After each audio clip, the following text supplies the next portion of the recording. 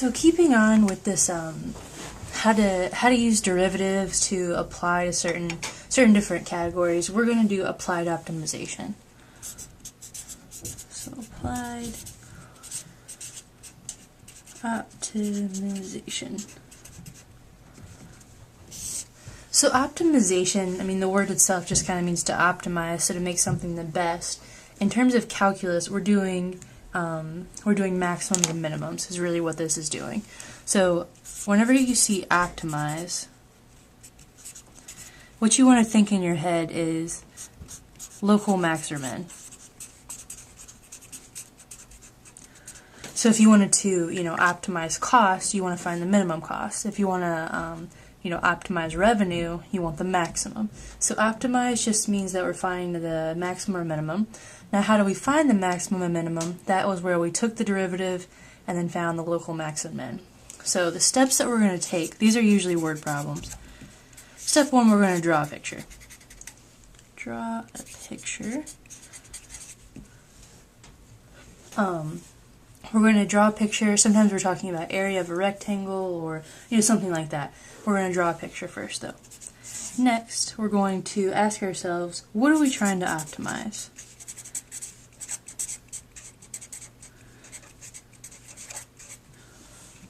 Based on the answer to what are we trying to optimize, we're going to assign variables. Assign variables. Now it's definitely going to depend on the situation as to how we assign these variables, but all you're going to do is assign the variables based on what we're trying to optimize. 4, we're going to find the optimizing equation. Optimizing equation. This is the equation that we want to take the derivative of. So eventually we're going to take the derivative of this equation. The issue is it's probably going to have more than one variable. So then you're going to find a constraint equation. Constraint equation. From the constraint equation, so from that equation, you're going to solve for one variable and plug in to the optimization equation. So we'll call that O. Maybe OP so we can make sure it's optimization. Lastly, you're going to take the derivative to maximize or minimize.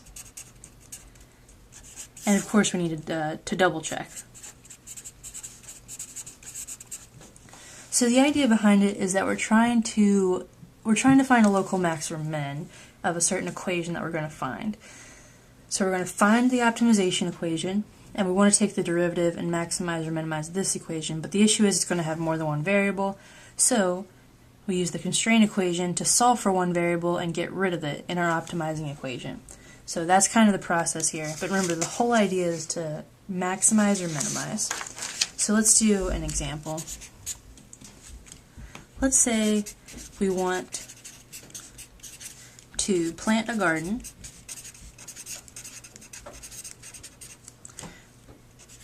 alongside a house with a fence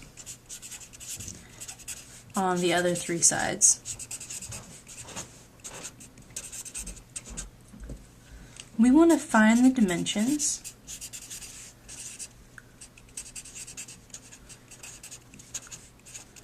of the largest garden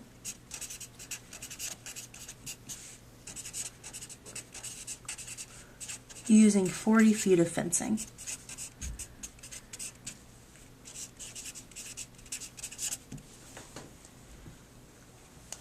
Okay, so what are we trying to do here? We are trying to build a garden. In that garden, we want to have the largest one, given that we only have 40 feet of fencing. So first thing let's do is draw a picture. So here's my house, and then I have 3 sides to the garden there. Next, what are we trying to optimize? We're trying to optimize the garden, so we're trying to optimize area. Area is what we're trying to optimize. Now, based on this, what are my variables? Well, area of this rectangular garden is going to be, oh, I meant to put that here, it's a rectangle. A rectangular garden. The area is length times width, so let's maybe call it x and y. So because we're trying to optimize area, I need to put variables for length and width, because that's what makes up area. Now what are we trying to optimize? Well, we just said we're trying to optimize area, so let's call that A, which is x times y. Now I need some sort of constraint. Well, in the problem, it told us that we only have 40 feet of fencing. So in terms of our variables, if I add up my three sides, I'll get x plus y, so 2x plus y is 40. Now remember, this is the equation that we want to take the derivative of. The issue is this has two variables. So what we do is solve for one variable in the constraint equation. So y will be 40 minus 2x. Now I take this and plug it into my optimization equation.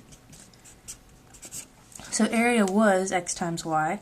I'm going to change this to be x times 40 minus 2x, which is 40x minus 2x squared.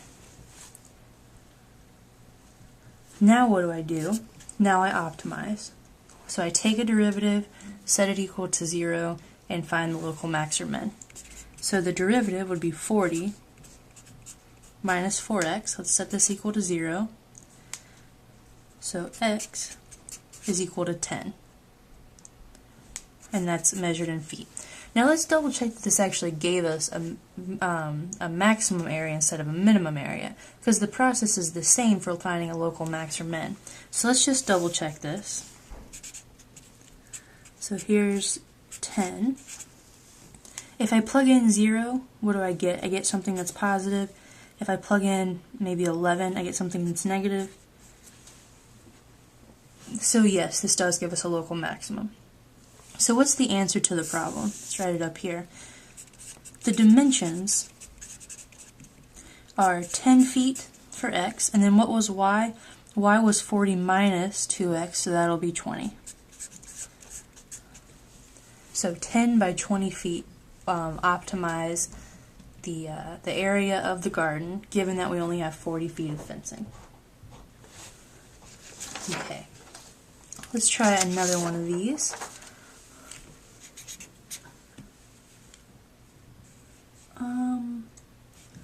Let's find two positive numbers whose sum is 100 and whose product is as large as possible.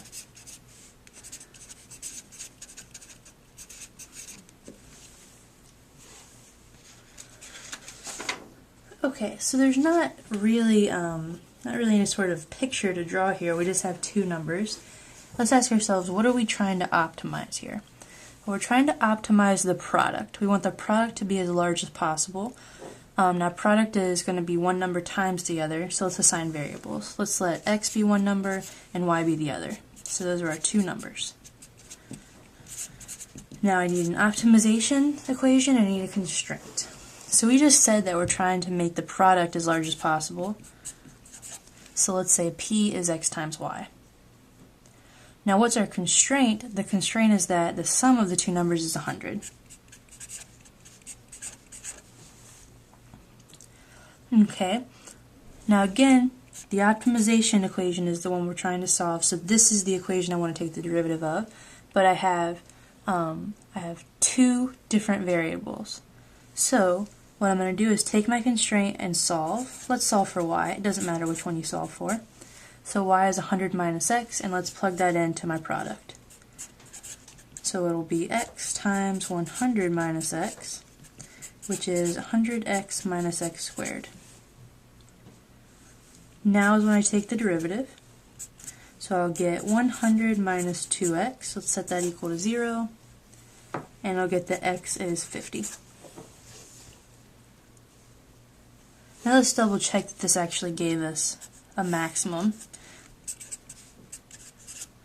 So if I plug in 0, I get something positive. Plug in 51, I get something negative. So yes, that does give us a maximum. So what's the answer to this? X should be 50, and then y was 100 minus x, so y should also be 50. So for the largest product that we can possibly have, we should have x and y be 50, given that the sum has to be 100. Okay, let's do one more of these. Let's find the dimensions.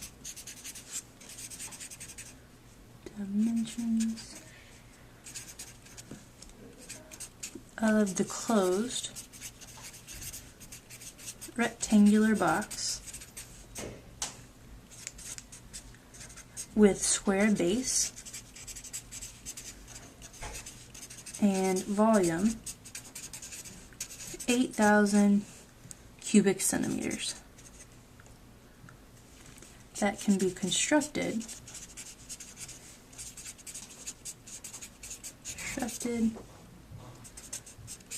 with the least amount of material. Least amount of material. Okay, so we have a rectangular box that has a square base, so let's draw a picture of that first.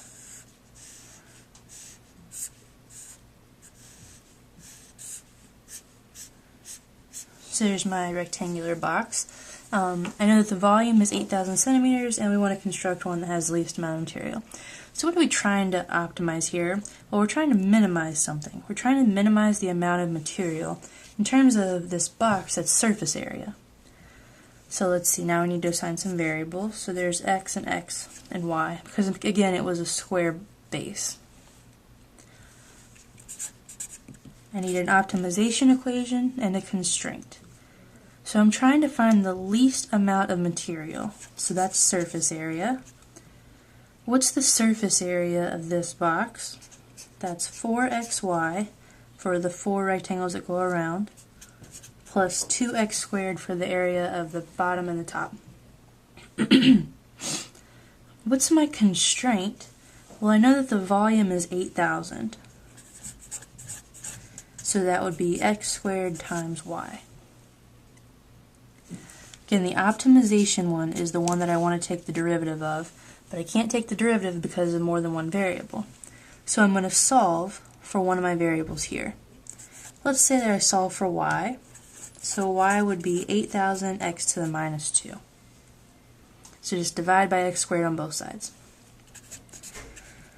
So my surface area is 4xy plus 2x squared.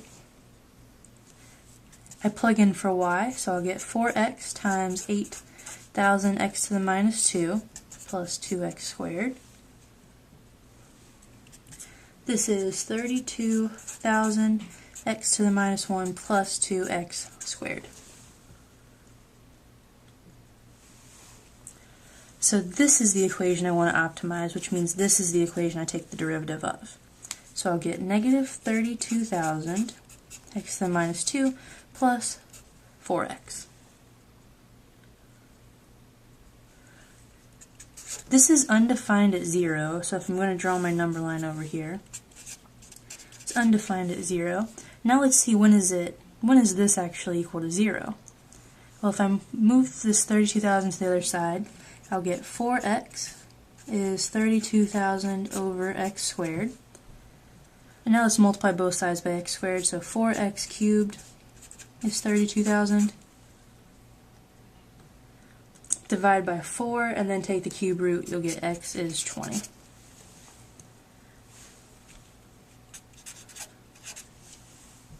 And now let's double check that this did give us a minimum, because remember we want to find the least amount of material. If I plug in something here, I'll get negative, here positive, so it is a minimum. So what's the answer to this one? If we want the minimum amount of material, I should let x be 20, and this is in centimeters. And remember y, so like here, y was 8,000 times x to the minus 2. So if I plug that in, I'll get that y was also 20, which is just coincidence. It's not always going to be the same ones. So always just plug back in. So that's how you want to optimize. So optimize, find an objective, or optimized equation. Find your constraint equation, plug back into the optimized equation, take the derivative, find the local max or min. So that's pretty much it for optimization.